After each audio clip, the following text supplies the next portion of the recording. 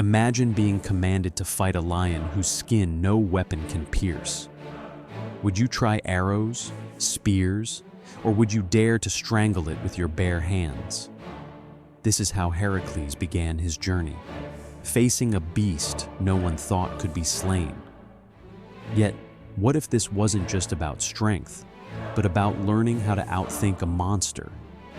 Today, we'll explore how each impossible trial reshaped him, not into a brute, but into a hero who discovered cunning, patience, and self-mastery hidden inside the struggle. What could push the strongest man alive to the edge of madness and then bind him to humiliating servitude? In the old stories, it wasn't an army, a monster, or a rival, but a god's hatred. Hera's bitterness ran deep because every time she looked on Heracles, she was reminded of her husband's betrayal. He was the living proof of Zeus's unfaithfulness, a child born from deceit, and Hera never forgave that reminder. She had tried to end him when he was still in his cradle. Snakes crept toward the infant hero, only to be crushed in his tiny hands. As he grew, Hera watched in anger.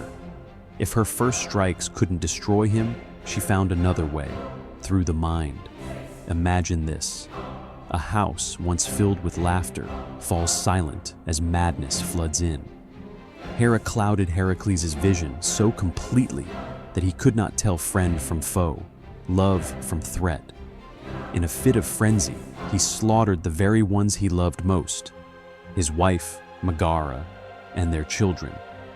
When the haze lifted and he saw what he had done, the strongest man in Greece stood broken, not by battle, but by grief. You can picture that moment, the weight of silence after chaos, the awareness that no feat of strength could undo what had happened. This crime didn't come from pride or anger he chose. It was planted by the gods, yet the guilt was his to bear. The paradox is sharp here. The same gods who made him strong demanded he pay for deeds they pushed him into. His curse was to embody their power while also bearing their punishment. For the Greeks, this tension was not a flaw in the story, but its very heart. Human beings lived under the shadow of gods who could be both protectors and tormentors, and Heracles was the clearest image of that double bind. Strength unmatched by men, yet helpless against divine wrath. So where does someone like that turn? With his family gone and blood staining his hands, Heracles searched for a way to balance the scales. In Greek thought, a great crime shattered not only a life, but the cosmic order. To commit such an act left a stain that could spread unless it was cleansed. Atonement wasn't about forgiveness alone, it was about restoring balance. That search carried him to the shrine of Apollo at Delphi. There, the oracle gave the words that framed his sentence. 12 years of servitude, not to someone noble, but to King Eurystheus. A man weaker, less able, smaller in every sense, yet the one chosen to hold power over him. Pause and imagine that scene for a moment. Heracles, the warrior whose name already carried fear across Greece, bowing to a king who would never win a fight without help. To obey was more than punishment. It was humiliation. But that humiliation was precisely the point. Servitude pressed Heracles past pride, past the belief that strength alone could secure honor. He would not rule. He would not claim glory. He would serve, and in serving, he would be remade. That's why the 12 labors are not random ordeals thrown at him for entertainment. Each rises as a mirror to some flaw or need within him. One trial would confront his reliance on brute force, another his sudden rage, another his impatience. The shape of the myth becomes less that of trophies collected and more of a long purification rite. Each success was not a reward. It was another small turning of a wheel grinding down his arrogance, reshaping him into something steadier. The old stories let us watch not just monsters fall, but a person transform. For example, to serve Eurystheus was itself a first step in that transformation. Greeks knew the sting of duty to unworthy leaders. The myth paints that sting in brighter colors. It's easy to forget that obedience to a smaller man was as much of a labor as killing a beast because it clawed at his spirit. Yet, if his strength had no reins, it would always threaten to wreck those around him, as it already had. Bound to obey, Heracles learned limits that his body never taught him. Think of it like tempering iron. A blade fresh from the fire is hard, but also brittle. Without the quenching, the cooling, the reshaping, it breaks. Heracles in his youth burned hot. He fought, he crushed, he commanded with raw power. But in madness, we see how brittle he was. One strike from Hera, and he shattered. The labors are the great quenching. Each one cools him, bends him, shapes him into resilience that simple might could never grant. That's what makes the arc compelling even now. It isn't 12 monsters slain, it's 12 stages of reforging. And yet, even in this role, Hera remained present. Her hand appears again and again, sending obstacles, stirring trouble, twisting victories into further humiliations. In that way, she wasn't only a tormentor, but a tutor, though a cruel one. Her relentless opposition forced him to grow beyond what he already was. Without her, the hero might have stayed a brawler. With her, he became a figure capable of holding not only weapons, but wisdom. The myth is cruel, yes, but underneath runs the theme that greatness often grows under pressure we would never choose. What this means is that Heracles' story begins not with triumph, but with ruin. Before he lifts a single club or fires an arrow, he lifts a burden heavier than any creature he will face, the memory of what his hands once destroyed. The labors are penance, not contests. They do not erase his crime. They mark his willingness to live inside the consequences and still move forward. So as the oracle's decree sets him on the journey, he steps into a kind of classroom, though the lessons come in the form of beasts, landscapes, and impossible tasks. The weaker king commands him, but the deeper truth is that the labors command him. They begin to write on his life the lessons of cunning, patience, cooperation, and restraint. The punishment maps a path to something larger, and fittingly, the very first labor will not allow strength alone to give him victory. Eurystheus sends him against a lion whose skin cannot be pierced by any weapon. It will force him to think, to trap, to risk his body in a struggle of raw survival. Already we see the teaching at work, not just to fight, but to transform. The lion will become not only his adversary, but his first teacher. Imagine arrows bouncing off a beast's hide. How do you fight something that seems unkillable? Heracles stood before the Nemean Lion, a monster bred not of flesh alone, but of legend, and quickly discovered that every weapon he trusted failed him. He tried the bow first. Arrows clattered uselessly against the golden fur. He struck with his club, and the wood splintered. The lion did not bleed. It did not stagger. Instead, it roared back, a sound so deep the stones around the cave shuddered. In that moment, brute strength mocked itself. The Nemean lion was not just another beast. Its fur turned blades aside, its skin couldn't be pierced, and its claws cut sharper than forged steel. To meet such a creature was to see your own limits laid bare. Heracles had already been told the stories of this task. He may have thought victory was only a matter of force. Yet the harder he struck, the clearer it became. Strength would never be enough. Another way had to be found. Think of it as facing a wall that no hammer can break. If you keep striking, the hammer only falls apart in your hand.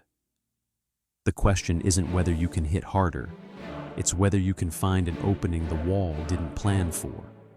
That is what Heracles now faced. At first, frustration pulled at him.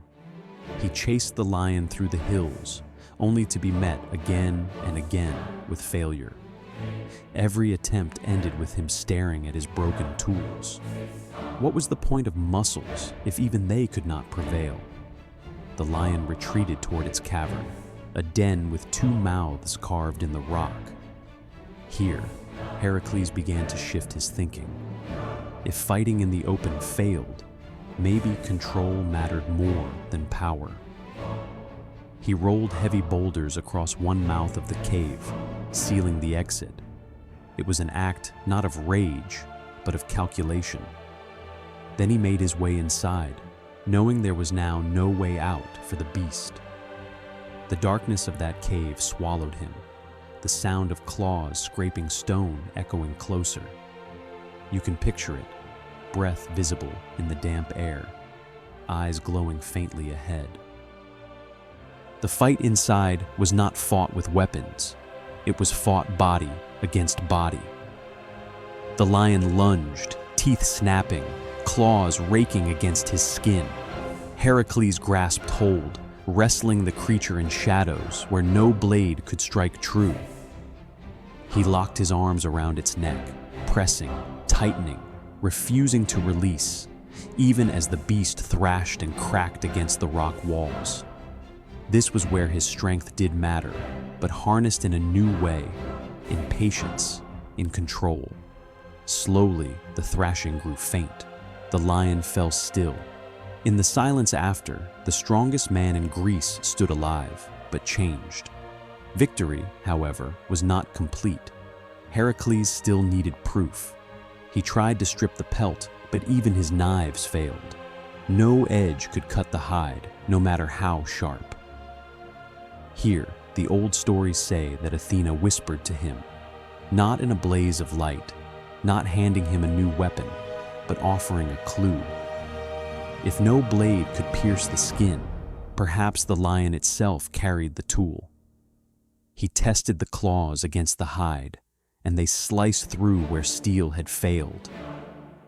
By turning the beast's own nature against it, Heracles claimed the skin. This moment mattered as much as the slaughter. The act of using the lion's claw was not brute necessity alone. It was symbolism woven into flesh. The beast that seemed invulnerable gave up its secret the moment Heracles stopped relying on sheer force and looked closer. Resourcefulness became as important as strength. That is why he chose to wear the skin afterward, taking it as a cloak and a shield. To wear it was more than to boast of killing. It was to carry the reminder that cunning had saved him. Pause and imagine that figure. Heracles, broad and scarred, draped in the golden hide, the lion's head set above his own as if he had become half man, half beast.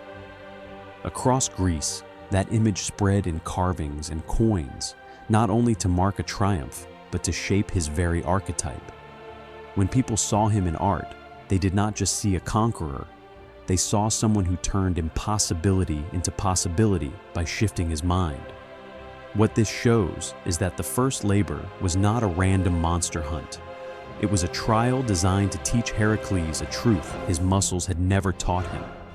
Brains sharpen brawn. The lion forced him to think about limits, to reshape his strategy when everything he knew failed. In killing the unkillable, he began to shed the identity of the pure warrior and step toward the archetype of the strategist. On the surface, Eurystheus may have imagined it would terrify or even destroy him, and in one sense, it almost did. Blade after blade broke in his hands, a humiliation for someone whose identity was his might.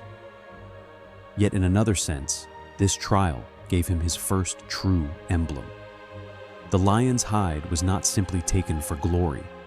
It told everyone who saw it, this is the man who can outwit as well as outfight.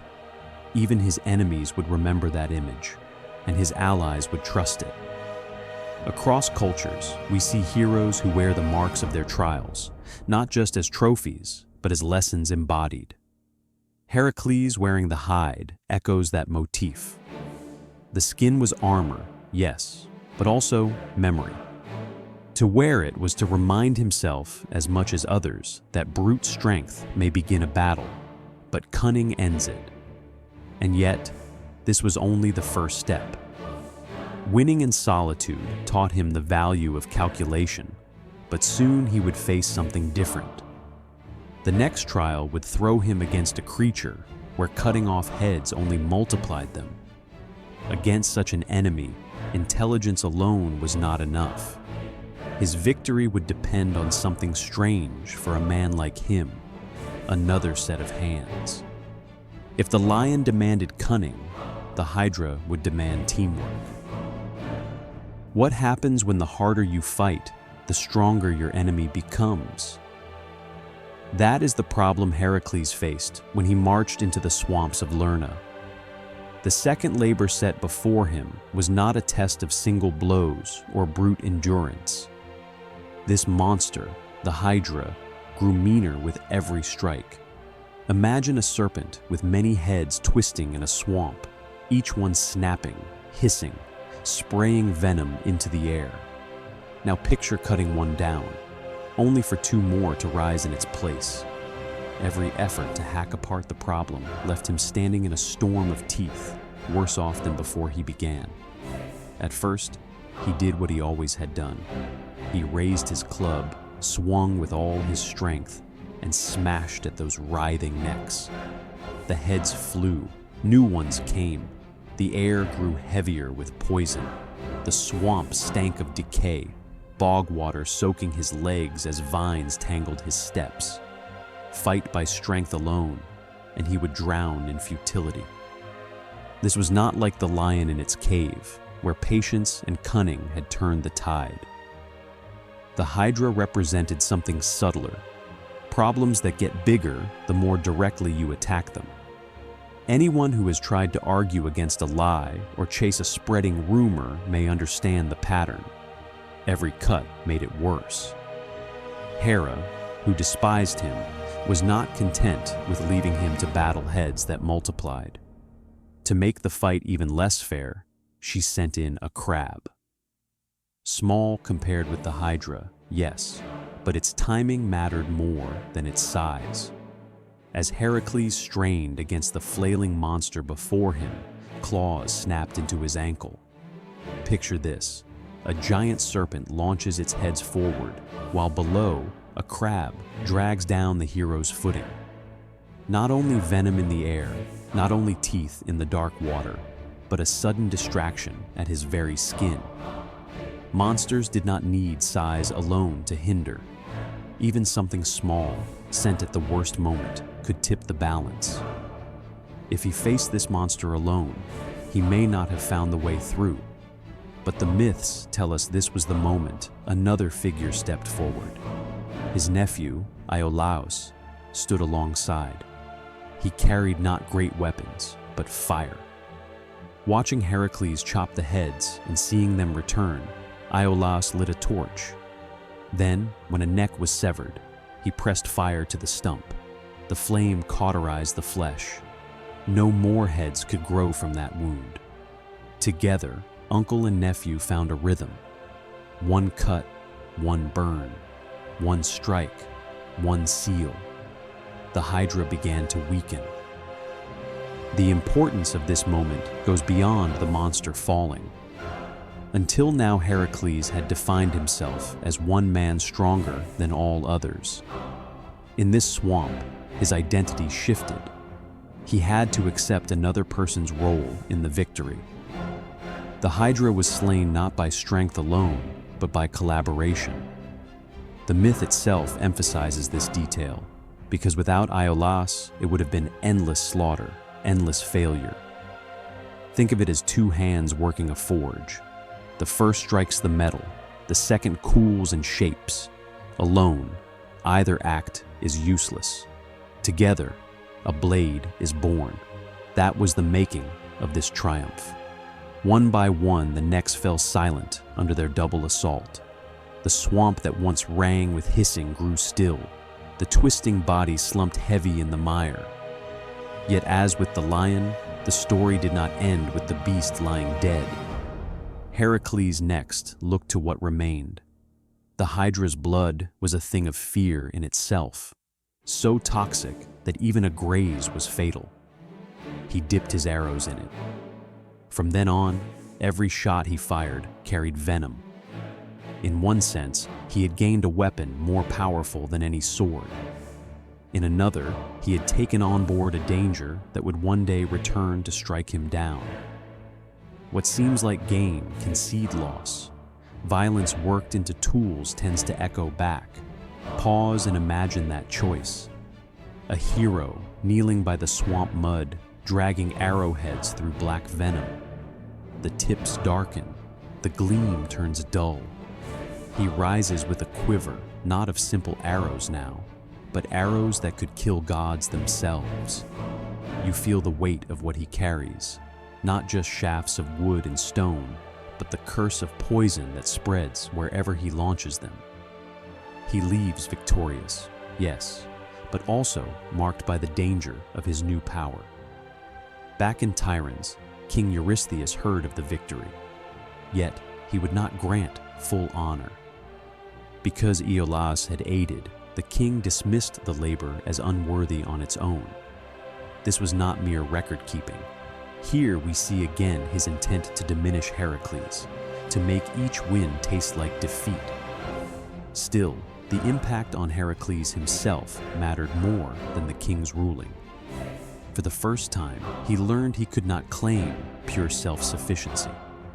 A head may be cut, but without another hand bringing fire, the problem repeats. He had to accept that his mighty arms were not enough. What this means is that the Hydra stands as a mythic symbol for struggles we cannot wrestle down alone. Some problems multiply under pressure. Some tasks require another voice, another idea, another set of hands. Strength without help only tires itself.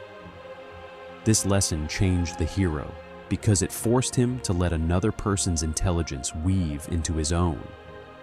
It showed that even the greatest among mortals must share battle if they wish to win.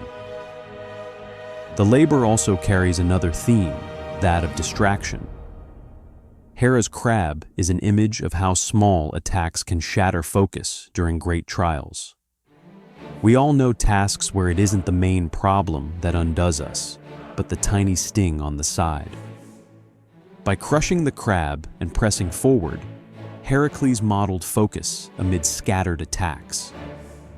The myth folds these details together so that the monster is not only a creature, but a bundle of lessons on patience, alliance, and endurance. Across different tellings, the same movement repeats. The Hydra dies through rhythm: strike, burn, order against chaos. That rhythm itself is a metaphor for cooperation. Two human figures weaving action like a dance in the swamp. Fire and muscle in harmony, blood poisoning earth while arrows drink it in. A task only won by uniting gifts. The Hydra's death supplied weapons, but the labor gave a deeper supply. The understanding that no matter how mighty, he could not live only by force.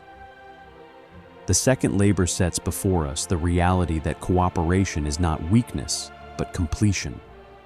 From that smoke and venom, the story now moves to an entirely different lesson.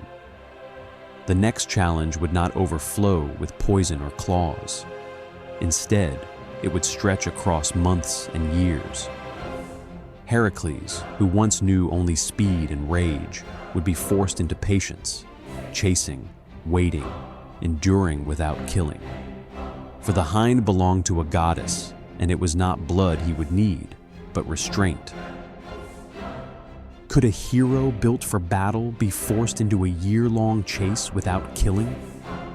That was the nature of Heracles' third trial, a labor unlike the lion or the hydra. This time, no cavern, no swamp, and no clash of weapons. Instead, his opponent was a creature sacred to a god and too swift for any spear to catch. They called it the Ceryneian Hind, with shining antlers and hooves of bronze, an animal that belonged not to mortals, but to Artemis, the goddess of the hunt. To touch it carelessly risked divine wrath. To strike it dead would break the law of the gods. And yet, Eurystheus ordered Heracles not only to pursue the hind, but to capture it alive. Imagine this contrast. We've seen Heracles tear apart monsters with brute force, arrows and clubs in hand, yet here he faces a task demanding not death, but restraint. How does a man known for rage chase for a year without breaking what he swore to protect? In the old stories, the hind ran across the lands of Greece, over rivers and through forests so dense they swallowed sound. Its speed was unmatched. Heracles learned quickly that strength offered him nothing here. This was no one-day fight. This was endurance, tested over long, exhausting months. The chase stretched so far that stories place it across distant frontiers, into Thrace, over into Istria, even to the realm of the Hyperboreans. Each version agrees on this point. Heracles pursued, always with burning lungs, always nearly grasping the beast, yet never closing the distance. Think of running after a shadow on water. Step harder, and it slips further from reach. This pursuit was less about force and more about the slow discipline of patience, holding a single goal. Pause and imagine that scene for a moment. Day after day, the hero following the glint of golden antlers across ridges, always close, never enough. His body was made for quick destruction, a blow that ends the fight. But now, he left his club unused on his shoulder. He had to match the hind with the rhythm of endurance. Hunger gnawed at him, seasons changed, landscapes blurred, yet he held on.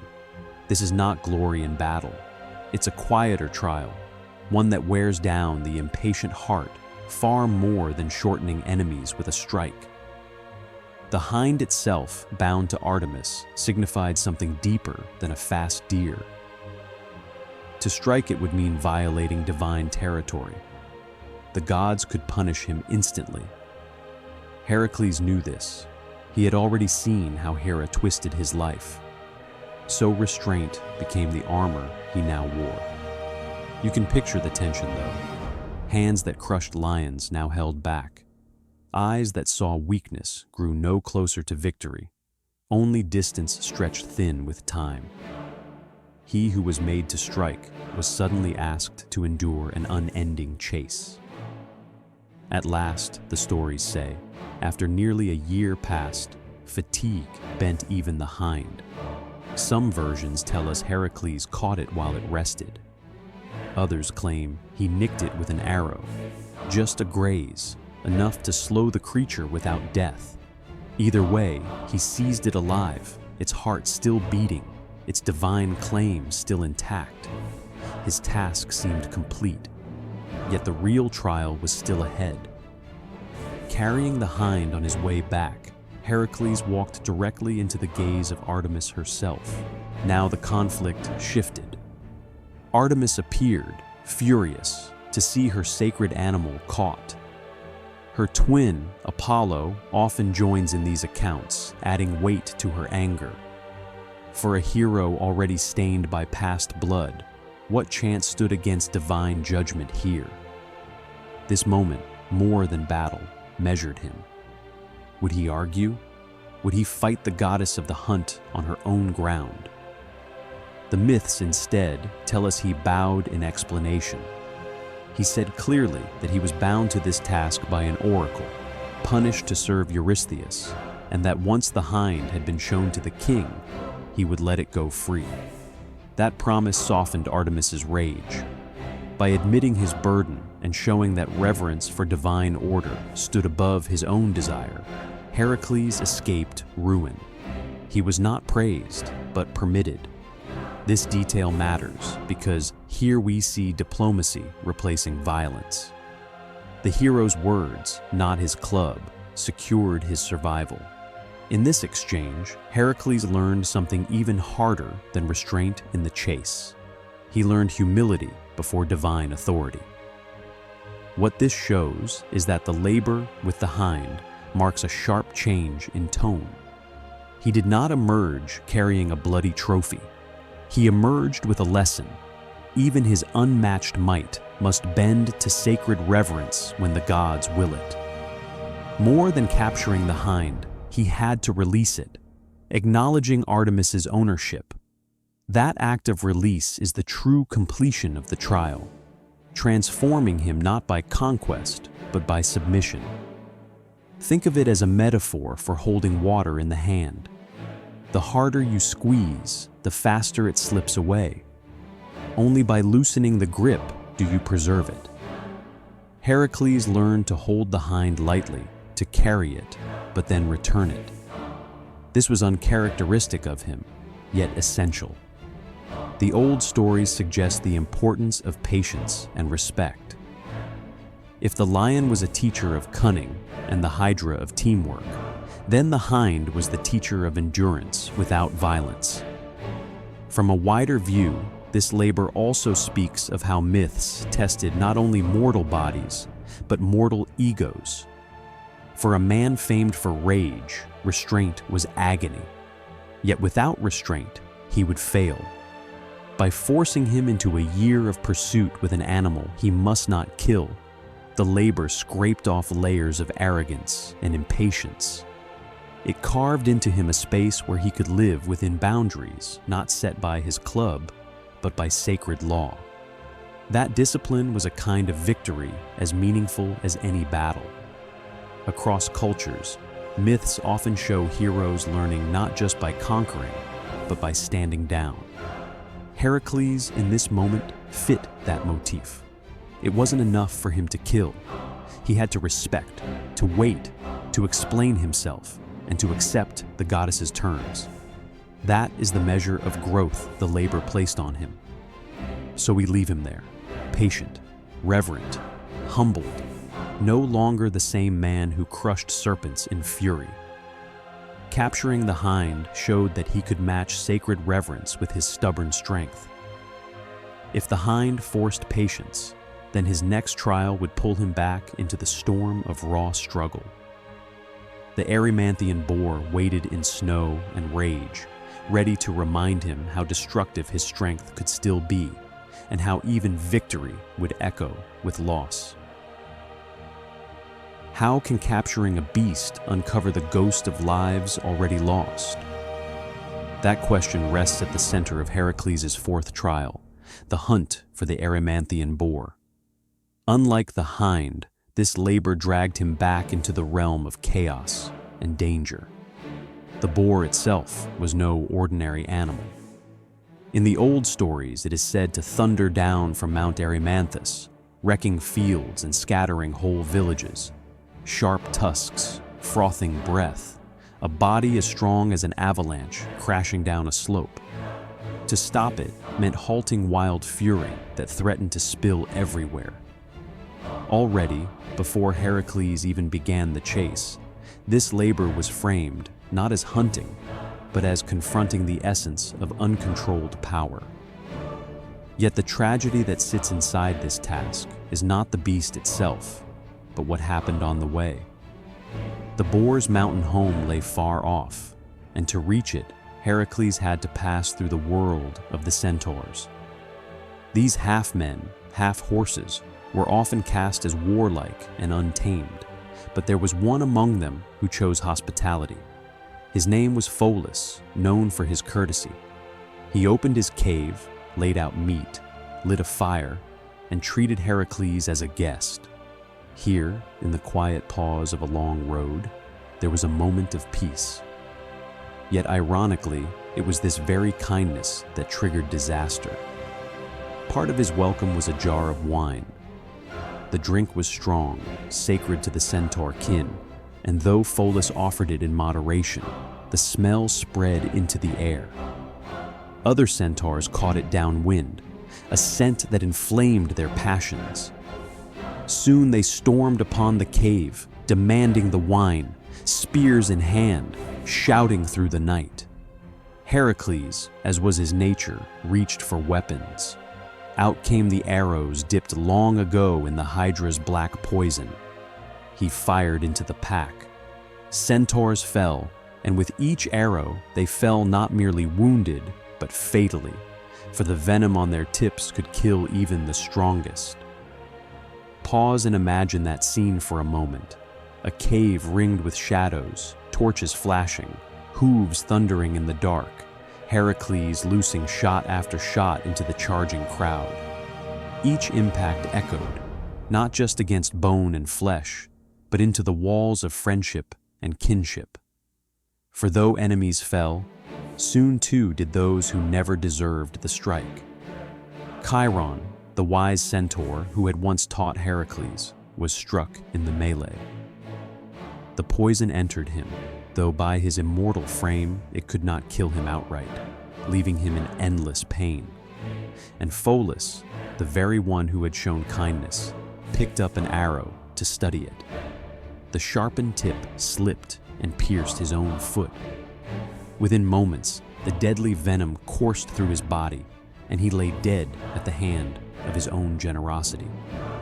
Here the old stories lay bare, the cost of power. Heracles had not meant to slay his teacher, nor had he intended that Pholus should die. But strength does not pause to excuse itself. When it is wielded without measure, it strikes beyond enemies and takes friends as well. What this means is that the Hydra's gift of poisoned arrows, so useful as weapons, now revealed itself as a curse. The very tools of victory carried within them tragedy. This labor shows that destruction follows Heracles not only toward monsters, but toward those who stood near him. The shadow of violence stretched even into households that opened their doors in welcome. After these unintended deaths, the hunt itself takes on a heavier weight. The boar was no longer just a beast to subdue. It became a stage where Heracles would need to prove that he could contain force without repeating loss. Chiron, wounded and suffering, gave him counsel even in agony. He told him not to fight the monster head-on. Instead, wait until the snow deepened. Chase it into a high drift where its speed falters, its weight betrays it. This was strategy, not slaughter. For once, Heracles listened.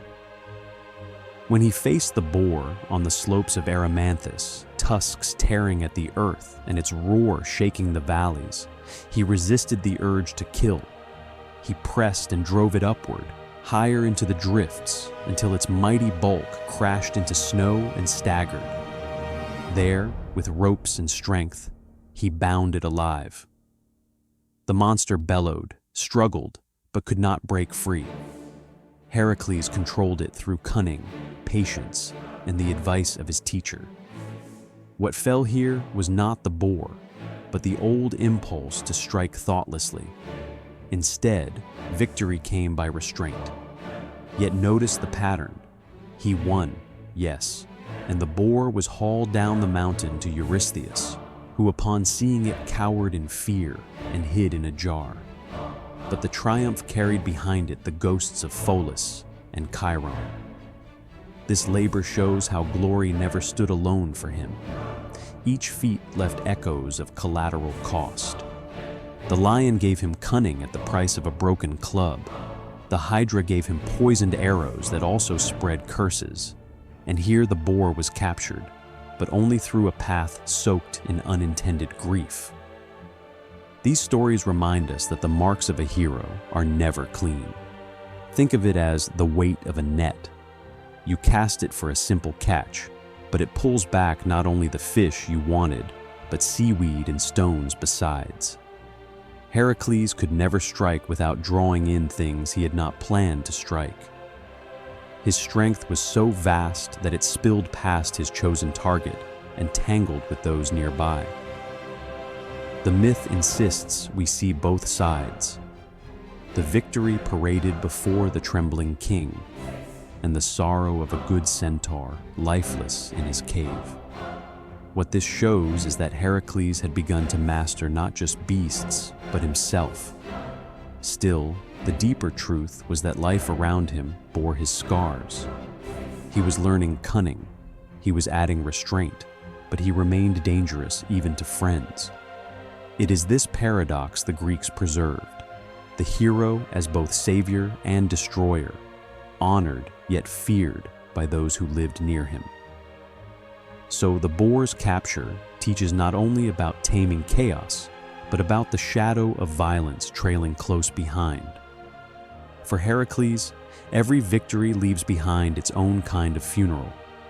This labor ends in triumph by rope and snow, but it also holds an image of unintended harm that cannot be erased. His journey presses forward, yet with growing awareness that his strength is not a gift untouched by cost. And if the mountain taught him sorrow's weight, the next trial would test another side of his growth. No monster this time, no weapons dipping in poison. Instead, in Augean Stables, Heracles would be asked to solve an impossible task of filth and order. Here brute force again meant nothing, only ingenuity and a mind willing to divert rivers themselves. How do you clean 30 years of filth in a single day without lifting a shovel? That was the puzzle lying in front of Heracles when King Eurystheus assigned him the next labor. It sounded simple when spoken aloud: clean the stables of King Augeas. But hidden in those words was one of the most humiliating and difficult commands yet. Augeas owned thousands of cattle, and for decades their waste had piled up. Imagine mountains of dung layered year after year, rotting, reeking, spreading disease. The stench itself was enough to turn men away, yet for Heracles it was more than a bad smell. It was meant to cut him down in spirit. Unlike the lion or the boar, this was no battlefield. It wasn't glorious combat, no monster to claim as a trophy. It was filth, plain and degrading. And at first, it seemed Eurystheus wanted him humbled, forced to work like a slave knee-deep in muck. But another layer was at play, because Augeas was a king too, and once wealth and cattle became part of the bargain, politics entered the trial. Heracles approached him directly, not with weapons, but with negotiation. He promised, "If I clean your stables in a single day, you must pay me with 1/10 of your herds." Augeas agreed, sure that the task could not be done. So picture the scene: vast enclosures stretching out like fields, all choked with decades of manure. Piles rising higher than a man's shoulders, flies turning the air to a swarm. Heracles stood before it while others looked on in doubt. To dig by hand, to carry it out basket by basket, was absurd. Even if he had 10 men working 10 years, the task was beyond reach. He had defeated lions and hydras, yet here was something immune to clubs and arrows. The humiliation pressed closer with every breath of sour air. This is where ingenuity entered. Instead of gripping a shovel, he looked to the ground itself. Running nearby were the rivers Alpheus and Peneus, strong currents cutting through Elis. If water could carve cliffs over centuries, could it not clear dung in a day? Heracles began to channel. He opened pathways, tore through the walls that held back the currents, and forced the rivers to flow through the stables. The flood roared in. Waist-long hardened to stone dissolved and surged out. Streams overflowed, carrying years of neglect away in one sweep. Where there had been mounds of decay, there was suddenly open space, washed and bare. Pause and imagine that moment for a moment. The people who watched saw not a man buried in filth, but a figure commanding the elements. Heracles turned water into his tool, making nature itself do the labor.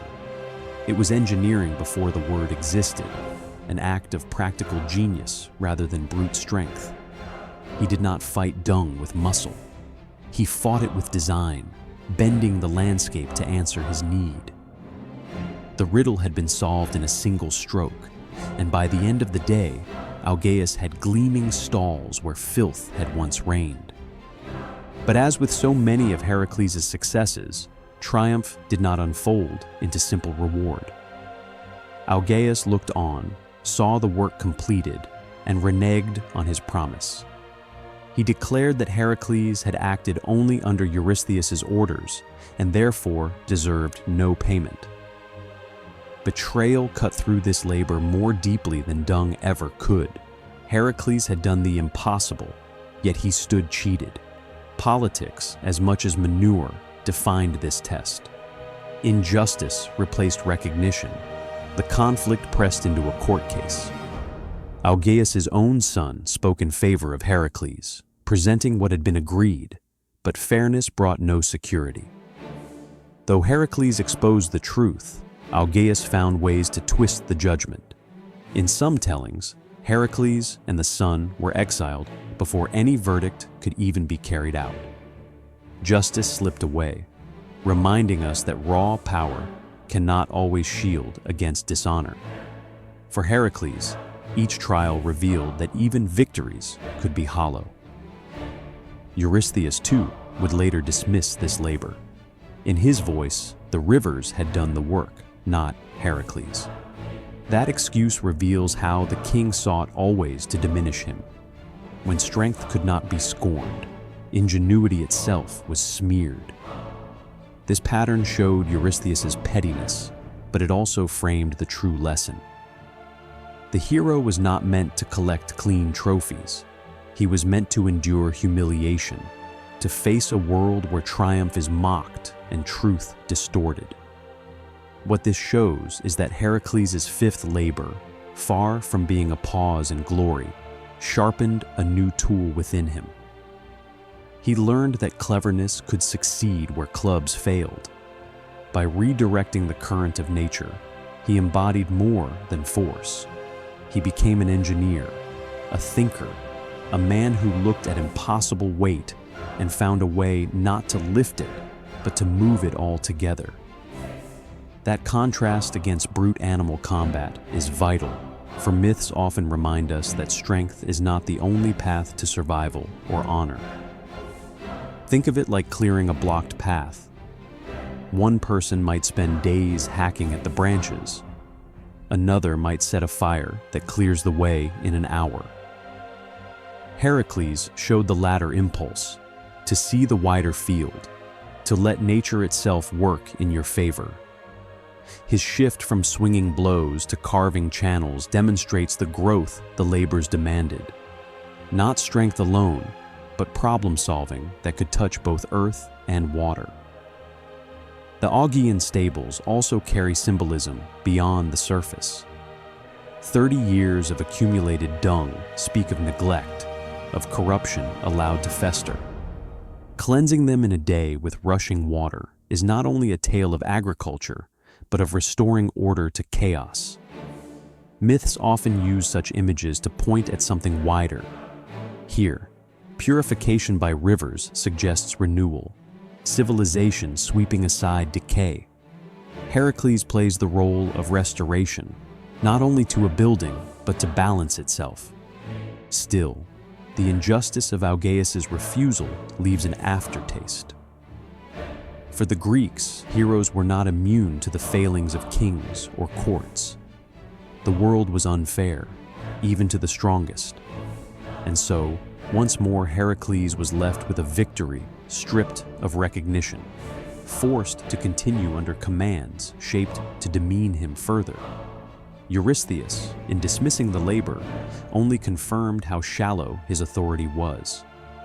Yet ironically, by rejecting the triumph, he highlighted its true power, a labor defined not by muscle, but by ingenuity. Across cultures, we find myths where rivers bring cleansing, washing away corruption in floods. Heracles' redirection of the Alpheus and Peneus links him with that motif, an agent of purification who uses the natural world in service of renewal. It is an image not of conquest, but of mastery through wisdom. That imagery has endured nearly as clearly as the lion's hide or the Hydra's venom-tipped arrows. So the fifth labor stands completed in act, though dismissed by decree. Heracles showed that force bent to wit can move mountains or rivers when no other tool suffices. Ingenious solutions can mark a hero more deeply than raw power. If strength breaks walls, cleverness diverts rivers. This was the true payoff of the stables, learning that intelligence can reshape the world's weight more surely than muscle. And as we follow the thread forward, this growth in ingenuity leads us next into a labor where divine guidance itself steps in. Athena will hand not a weapon, but a tool of sound, teaching Heracles that strategy can begin with subtlety. The lesson with the rivers will echo again among wings of bronze as he faces the deadly birds of Stymphalian. How can you fight an enemy you cannot even approach without dying? That was the riddle that faced Heracles at Lake Stymphalia. Here the dangers were not one creature in a cave or a monster in the snow, but a whole flock of birds. These were not gentle marsh creatures, but man-eaters, sacred to Ares, the god of war. They nested among reeds and swamps where no man could walk without sinking, and each bird carried weapons built into its very body. Beaks made of bronze, feathers like sharpened darts, droppings said to poison crops and soil. The lake itself reeked with danger before the fight even began. Heracles could see them from the edges. Gleaming shapes rustled and scratched within the marsh. The moment he tried to draw close, the ground gave way underfoot. Thick mud clutched at his legs. The reeds wove themselves into traps, and the birds stirred overhead. Instead of gentle wing beats, they loosed their feathers as weapons, shredding air like blades. A direct charge would kill him before he reached them. Each step was a choice between drowning in the bog or being pierced from above. Alone on the shore, he faced a problem muscle alone could not solve. Imagine this, a vast swarm bristling like spears pointed downward, the noise of wings rattling like metal on metal, the swamp itself ready to swallow anything heavy. You can feel the trap. To rush in meant death. To stand still meant failure. Surrounded by danger on all sides, this labor pressed him fully into isolation. There was no ally this time, no place to use brute endurance. Raw strength met its match. And here the old stories tell us of Athena, goddess of wisdom and war. Where the ground offered no footing and weapons found no mark, she stepped in with something unexpected. In her hands was not a sword, not a shield, but a pair of bronze rattles, crotala crafted by Hephaestus, the smith among the gods. It is worth pausing here. The tool she gave him was not meant to cut, but to sound. Noise itself would break the stalemate. The rattles clattered like thunder when shaken, sharp, and disruptive. The plan was simple: startle the flock into open sky. Heracles took the rattles, moved to the swamp edges, and shook them with all his might. The noise rang out clear and harsh, echoing across the reeds. The flock broke apart in confusion. Wings beat upward all at once, and the sky turned black with feathers. The bronze beaks clattered as the birds shrieked in alarm. In terror of the unknown sound, They rose into clear air where their shadows were exposed. Only then could Heracles draw his bow. From the quiver came arrows darkened in Hydra's poison. One by one, he fired into the mass overhead. Some birds fell as arrows struck. Others, terrified, fled far from the marsh, never to return. Where once no path forward existed, the sudden noise had lifted the creatures into his reach. Heracles had not waded through the swamp at all. He had turned the battle from ground to sky, from certain death to clean strikes. Pause and imagine that scene for a moment. The marsh, still and deathly, bursts into motion, not from muscle, but from sound. A god's wisdom arms a hero more effectively than a sword. The clatter of bronze shakes a flock that brute force could never reach. You can picture the contrast. Where silence once threatened, the air now rumbles with human cunning carried by divine hands. This labor shows us something very different from the struggles before. The lion taught him cunning through his own means. The Hydra taught him teamwork with Iolaus. But the birds taught him reliance on divine wisdom beyond himself. The victory did not come when his bow was raised. It came when he accepted Athena's gift, when he yielded to guidance and used noise instead of fists. His arrows only followed after strategy had cleared the way. Think of it in modern terms. When faced with a locked door, you can batter endlessly at the wood, or you can listen for someone offering the key. Heracles here found the key in sound, in the gift from Athena, and only then did his weapons matter. Force backed by guidance cut a path where none existed. In some versions of the tale, Eurystheus was quick to point at Athena's role and dismiss this labor as less than fully Heracles's. That dismissal matters. It reflects the constant attempt to belittle him, to make any win seem smaller. Yet even if kings discounted the labor, the myth itself frames the truth. A hero only grows by listening as well as striking. Recognition or not, the lesson was written into his journey. The birds themselves carried layered meaning too. Being sacred to Ares tied them to the god of war. To clash with them was to pit one aspect of divinity, the raw frenzy of conflict, against another, the measured wisdom of Athena guiding human strength. Heracles served as the stage for that clash. By driving away creatures linked to Ares, under the plan given by Athena, he stood between these divine forces, not just man against beast, but man reflecting godly tension. What this means is that Heracles' sixth labor is less about arrows through feathers and more about the humility of listening. A man who once thought clubs could solve all was taught that some weapons hum before they strike.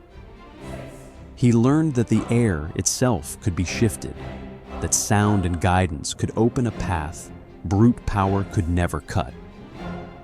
Through rattles and arrows, cunning and divine will, he overcame what swamps and sharpened feathers forbade.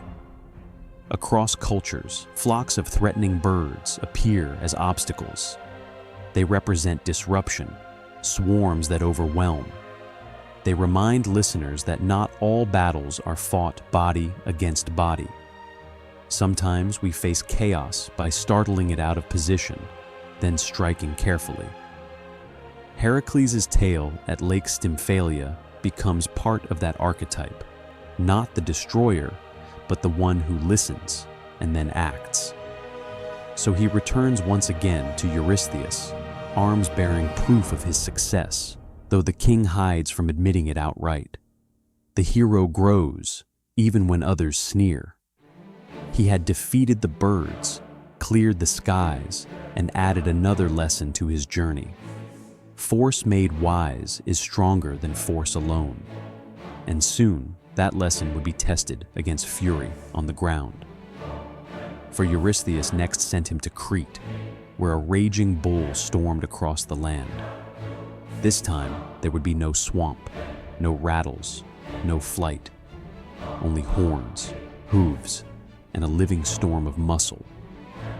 Restraint and guidance would collide again as he faced the unstoppable Cretan Bull. How do you capture a raging bull without destroying it, or yourself? That was the seventh labor assigned to Heracles, and on the surface, it might not seem as terrifying as battling serpents with immortal heads, or wrestling lions whose hides no blade could cut. Yet the Cretan bull was no ordinary beast. In the old stories, it storms across the land of Crete, tearing fields to ruin, tossing men into the air, scattering livestock. Many believed it to be the same bull sent by Poseidon, one bound to divine will, and as such, its presence was more than earthly chaos. It carried the weight of lineage, for it was tied to the later birth of the Minotaur, that half-man locked within the labyrinth of Knossos. Already, before Heracles ever took up the chase, the bull's reputation marked it as a living symbol of unchecked, destructive force. Now pause and think about the challenge itself. Eurystheus wanted the bull delivered alive. This detail is no small matter. Heracles could crush, he could pierce, he could burn, but those familiar tools risked death, and death here meant failing the labor. His task was not to kill, but to conquer without slaughter. Imagine trying to capture a fire without putting it out, or to trap a wave without breaking it. That was the puzzle in front of him. The bull embodied chaos, but he could not answer chaos with rage alone. He had to temper his strength with control, matching violence with discipline while keeping his own body intact. The animal itself embodied what made bulls so fearful and revered in Greek ritual life. Across their culture, bulls appeared in sacrifice, in festival, in art. They symbolized fertility, but also unbridled danger. Wrestling such a creature was an image that every listener to these myths would recognize. When you imagine the bull snorting, hooves gouging lines into the earth, horns lowering as it begins a charge, what you see is not just an animal, but chaos in form. For Heracles to face that and live was already remarkable. For him to face it and hold back from killing was what set this trial apart. In the old stories, he cornered it on the plains of Crete. The energy radiating from it could not be met by arrows, nor was there cudgeling here, as with the lion. Instead, this labor required him to grapple directly with the beast, using his immense force but channeling it carefully. Picture the clash. The bull's horns slashing through air, each step beating the ground like drums, its bellow carrying across the hills. And meeting that, Heracles bracing, calm under the storm, muscles straining but mind fixed on survival in measure. To wrestle a bull of divine stock was to risk gore with every second, yet to let excess take over would mean a corpse rather than a living capture. Pause and imagine that scene for a moment. Heracles gripping the horns, digging his heels into soil, breath hot against the beast's muzzle. The bull thrashes, surging in a spray of sweat and dust, and yet the hero does not break. Nor does he strike. He endures. Slowly, with deliberate restraint, he forces the beast down and presses until it submits. The feat was not only physical, but mental, for holding back when every instinct screamed to finish the fight demanded as much mastery as the strike itself. What this shows is a transformation in the hero's nature. Earlier labors trained him in cunning, in patience, in cooperation. Here, the story adds balance. This labor was as much about wrestling his own violent impulse as it was about holding down the bull. For the Greeks, bulls represented not just brute power, but sacrificial force bound into ritual. To subdue it alive was to show that might could respect limits, that strength could yield. The hero contained chaos without erasing it. And yet, as with so many of his labors, triumph came mixed with unease. When Heracles dragged the bull back to Eurystheus, the king did not act as if he held glory in his court. Instead, fear overtook him. He hid from the beast, too terrified to even hold the symbol of his own command. Finally, unwilling to keep it, he released the bull. It roamed free across Greece, and in later stories, it wandered to Marathon, where its chaos would resurface again. So the paradox stood clear. Capture had succeeded, yet the danger remained unleashed in the world. Think of it like binding a storm, only to let it roll again over another valley. Yes, Heracles had proved himself. Yes, he had shown balance and restraint. But the bull's chaos did not vanish. It shifted place. Through this labor, we are reminded that even when force is mastered, the world may still suffer consequences. Victory for him could mean calamity for others. This is where myth shows its deeper edge. A hero's growth does not always secure safety for the world around him. Sometimes it only proves who he is becoming, while leaving others to endure the fallout. In the arc of the labors, this seventh challenge stands at a midpoint. It pushed Heracles beyond familiar landscapes, into new lands and new roles. It stood as a turning point, marking that his battles were no longer secluded feats, but episodes with ripples outward.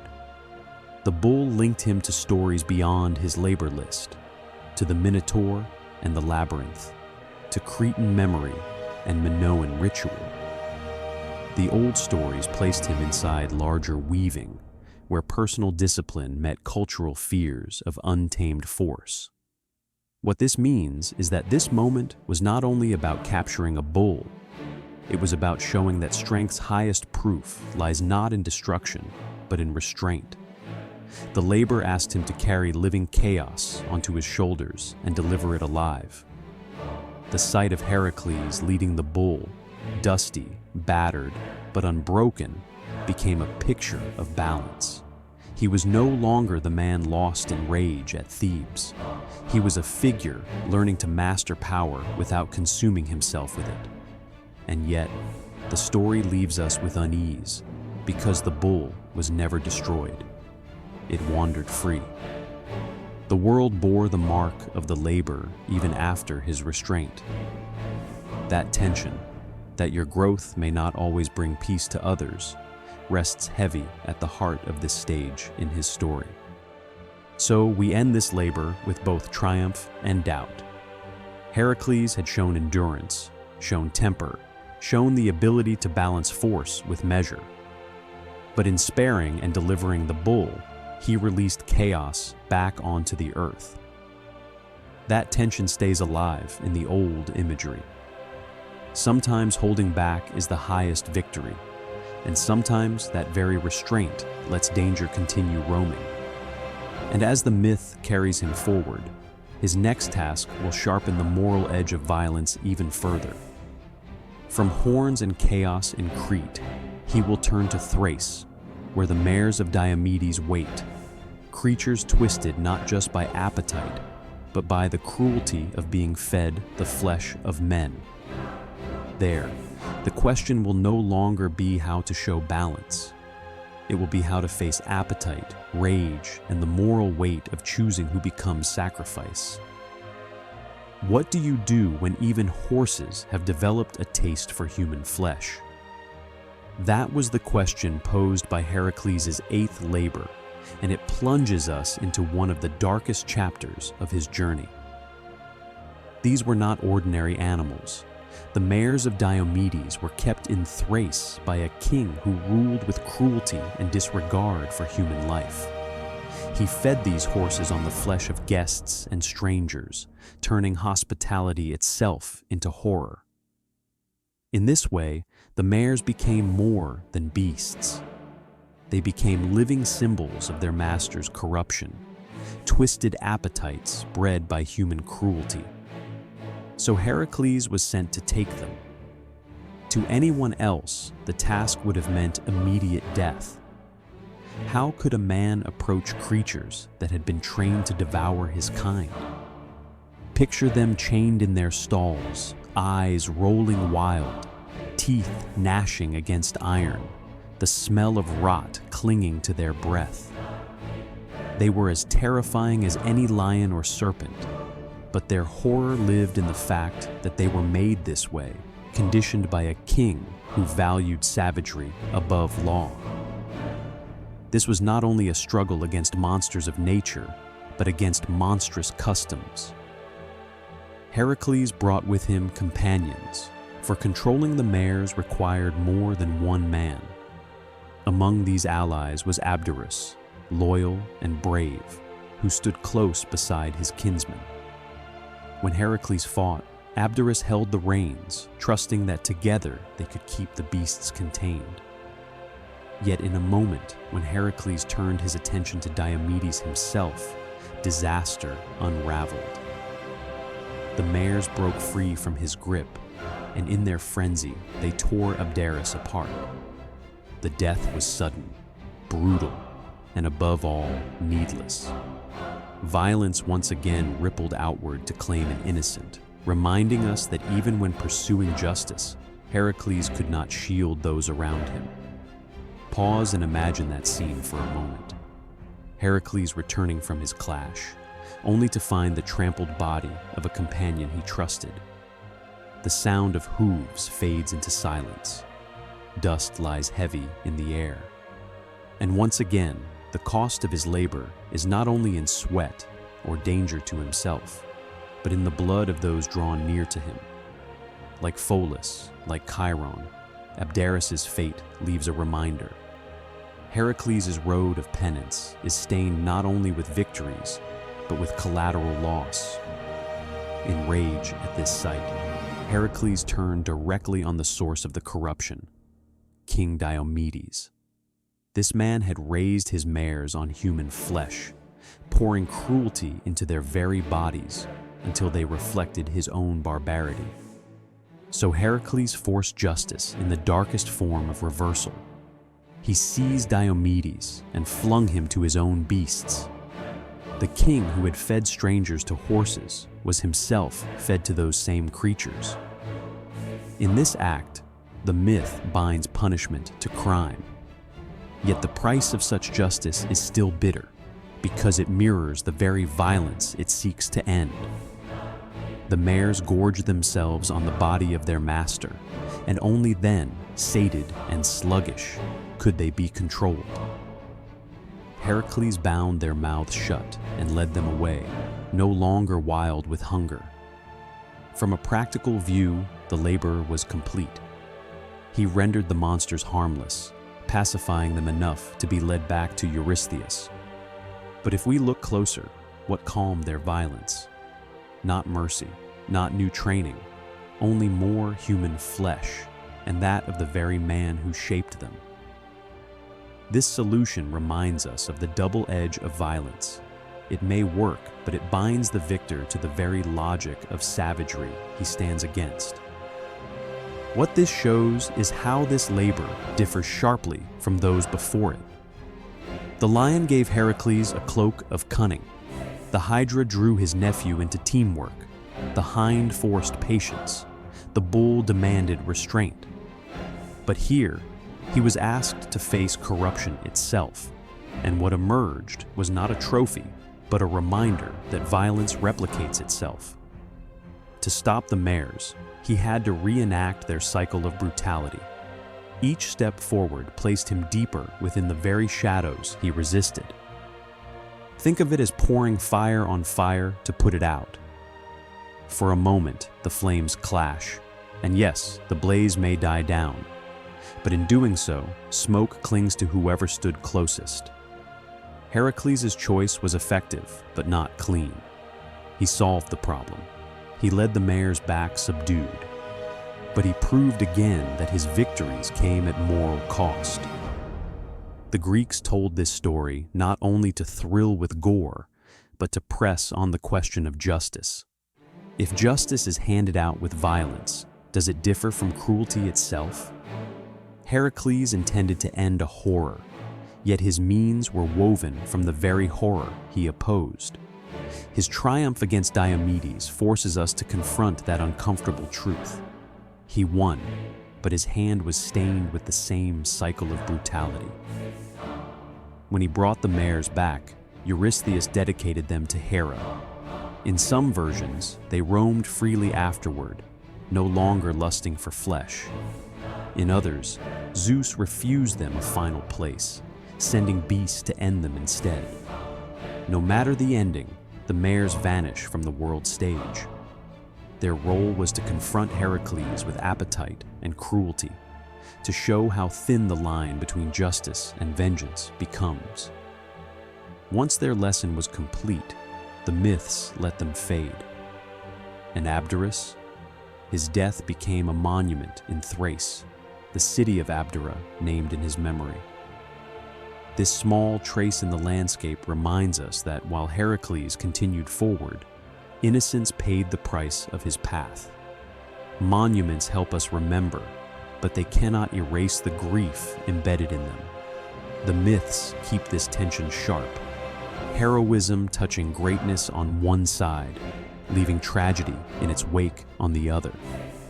So the eighth labor speaks not just of horses and a cruel king. It speaks of appetite, of cycles of violence, of a hero learning that even justified wrath corrodes. The Mares of Diomedes forced him to stand before a darker mirror. They revealed that victory by violence carries its own corruption, and that to win through savagery is to invite part of that savagery into your own name. Across cultures, we see this motif.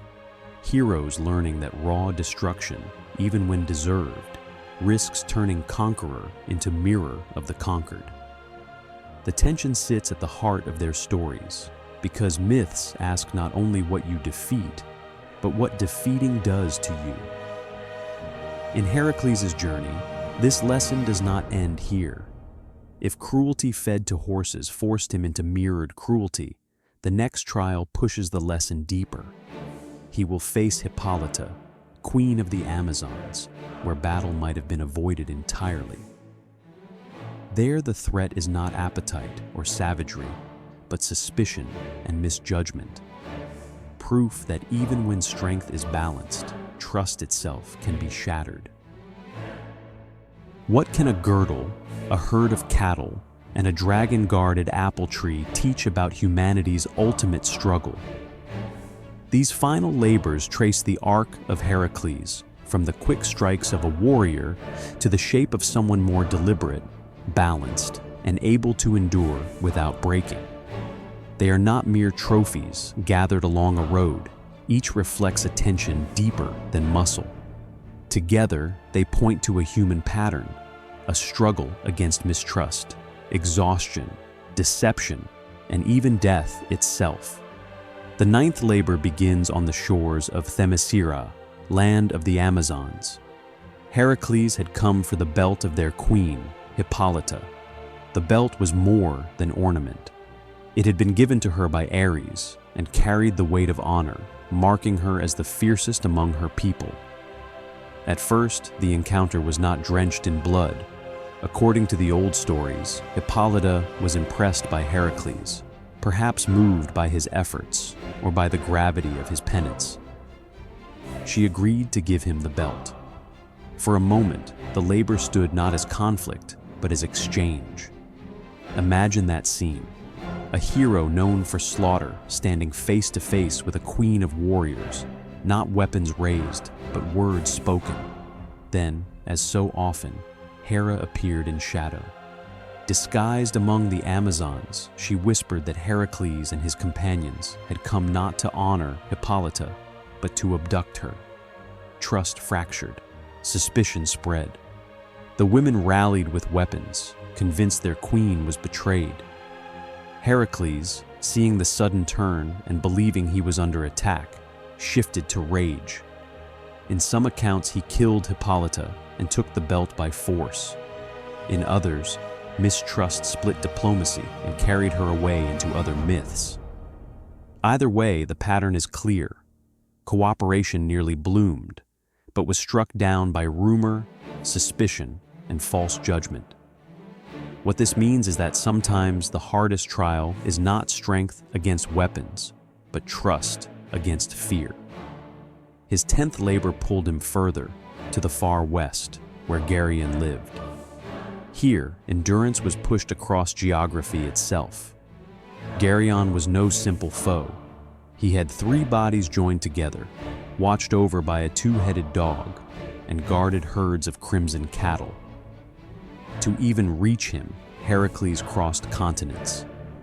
The old stories speak of the Libyan desert, its heat so fierce that Heracles lifted his bow and shot an arrow at the very sun in frustration. The god Helios, admiring the bold gesture, offered him a gift, a golden cup large enough to sail the seas. In this vessel, Heracles crossed waters to reach the island where Geryon lived, proving that this labor tested not just fighting, but survival against elements. When he reached Erythea, he met guardians in layers. Orthrus, the twin-headed hound, fell to his club. The herdsman Eurytion followed. Finally, Geryon himself advanced in his triple strength, 3 bodies striding together. Heracles loosed an arrow darkened with the Hydra's venom, and one shot ended the giant. Yet victory did not end the trial. Herding the cattle across such vast lands took a year of care. Hera, ever shadowing, sent a gadfly to scatter them. Heracles found himself chasing strays across plains, wrestling the labor for so long that the sheer patience of return equaled the ferocity of battle. Endurance itself was the enemy here. Holding to the task despite distance, heat, insects, and loss proved as great a feat as slaying giants. The next labor drew him even further past the known edges. To claim the golden apples of the Hesperides demanded wit and subtlety. These apples grew in a garden said to rest at the world's far end, tended by nymphs and guarded by Ladon, a coiled dragon whose body wrapped the tree itself. Even finding the place required cunning. Heracles wrestled the sea god Nereus until directions were forced from him. Along the way, he faced Antaeus, a giant whose strength renewed every time he touched the earth, and defeated him by lifting him off the ground, squeezing him against the air. Each encounter pointed again to insight over brute force. At last, the garden appeared, but the apples remained unreachable for him alone. Close by stood Atlas, who held the weight of the heavens on his shoulders. Heracles spoke, suggesting a trade. Atlas would step away, retrieve the apples from the daughters he fathered there, while Heracles bore the sky in his place. Atlas agreed, relieved to stretch free of his endless burden, and returned with the bright apples. But when Atlas suggested he would never again take back the sky, Heracles answered with cunning. He asked him only to hold the heavens a moment longer while he adjusted his cloak. When Atlas gratefully stepped back under the vault, Heracles walked away with the apples in hand. Here, brute strength had no use. Victory was born in trickery, quick thought carried out at the right moment. Through these trials, girdle, cattle, apples, Heracles expanded far beyond the image of a man swinging a club. He negotiated, he endured, he tricked. Each labor sharpened tools he had not carried when he began this long cycle of penance. But still one labor remained, the 12th and greatest, the capture of Cerberus. To stand before the gates of Hades was to face what no mortal should. Cerberus, the hound of 3 heads, guarded the underworld from the living. Before descending, Heracles underwent rites of initiation, a cleansing so he could enter death's realm in ritual order. Guided by Athena and Hermes, he stepped into darkness. Along the way, he met Theseus, bound to stone for daring to reach too far into Hades' realm, and freed him. The undertone was clear. Here, rescue mingled with capture, and death mingled with life. When he finally saw Cerberus, the task was even harsher than expected. He was forbidden to use weapons. To bear the hound upward, he could not pierce or slay it. He had to seize with bare hands, to wrestle heads and serpent tail without killing. Imagine it. Heracles wrapped around by snapping jaws, coils thrashing, poison dripping, yet each surge met with control rather than destruction. He pinned, bound, and bore the beast upward to daylight. Eurystheus, seeing Cerberus roaring at palace gates, recoiled in terror. At once he demanded its return to the underworld. The labor was complete. What this shows is the full circle of the journey. Heracles began as a man undone by rage, swinging wildly, destroying family, breaking even himself. Slowly, trial by trial, those instincts were refined. By the end, he could walk into Hades without sword or club and return carrying its guardian alive. That is the shape of discipline, strength governed by patience, cunning, and endurance. These final labors reveal that true might is not in destruction, but in control. Together, the girdle, cattle, apples, and hound show us how myth builds an archetype of rebirth. Pride stripped, violence reshaped, raw muscle tempered. Heracles emerges as more than a brawler. He emerges as a figure worthy of immortality. These layers form the pattern of heroic transformation, showing not just monsters slain, but a broken man reforged until he could wrestle death itself and return. Heracles' labors were never a checklist of monsters and chores. They were a workshop that reshaped him. Each task stripped away his fury and forged patience, cunning, and restraint. In the old stories, this was the path toward arete, excellence, not through conquest alone, but through growth. What this means is that myths remind us, struggle is not only pain, it is transformation. If our own trials carve away pride and sharpen discipline, then we too move closer to strength that endures. So ask yourself, what labors are shaping you now? Try weaving this motif into your next story and tell me what you discover.